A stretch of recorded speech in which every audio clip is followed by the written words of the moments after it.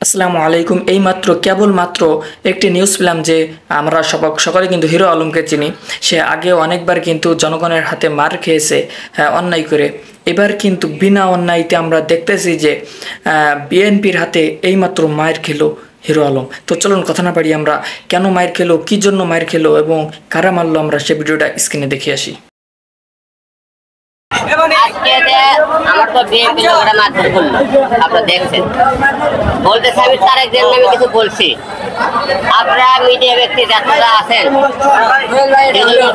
শহরে বলতে পারেন যে ফুটেজ বার করে যে আমি হিরো আলম তার একদিন নামে কোনোদিন কোনো কথা দিছি, গালি দিছি, তাহলে আমি আপনাদের জুতোর মালা গলার দিয়ে আমি সারা পৌরসভার ঘুরাবো।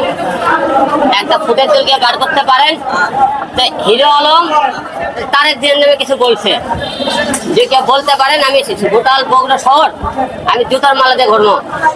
যদি আপনারা না করে থাকেন তাহলে আপনার তারেক জিয়ার নাম করে কেন আমরা আজকে 2023-এ আমরা মনে করেছিলাম দেশ স্বাধীন হয়েছে,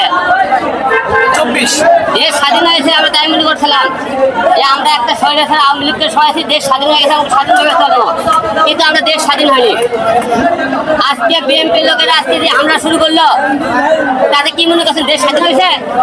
এরা একদল আওয়ামী লীগ মধ্যে একটা বিএনপি মারতেছে, এরা এই যে আপনার পোশাক এতগুলো লোকের মধ্যে মারতে হলো। একটা কথা বলবেন যে আমি কোনোদিন তারেক জিয়ার নামে কোনোদিন কিছু করে থাকি, ফুটেজ বার করতে পারেন আমি জুতোর মালাতে ঘুরে যাচ্ছি ভাই।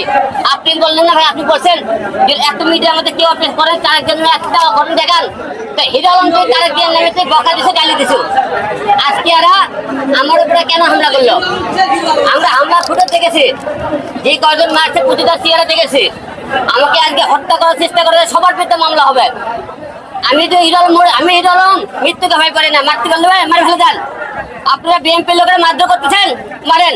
তো প্রিয় দেশবাসী তাদের বলতে চাই, তাদেরকে ক্ষমতা জানবেন। দেখেন বিএনপি ক্ষমতা না আসতে বিএনপি লোকের পাওয়ার বেড়ে গেছে। আজকে বিএনপি লোক ক্ষমতা না পেয়ে বিএনপি মারধর শুরু করছে আমাকে। আপনারা বলেন বিএনপির কর বিরুদ্ধে আমি কথা বলেছিলাম, আমি জীবনে একটা মামলা করেছিলাম, সবাই জানেন, রুহুল কবির রিজভির বিরুদ্ধে।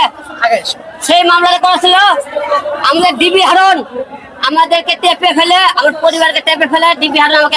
দর্শক, ভিডিওটা যদি ভালো লেগে থাকে অবশ্যই একটি লাইক দিবেন। আপনারা যদি এই চ্যানেলে নতুন হয়ে থাকেন অবশ্যই চ্যানেলটি সাবস্ক্রাইব করবেন। ভালো থাকবেন, সুস্থ থাকবেন, দেখাবো অন্য কোনো ভিডিওতে। আসসালামু আলাইকুম রহমতুল্লাহ।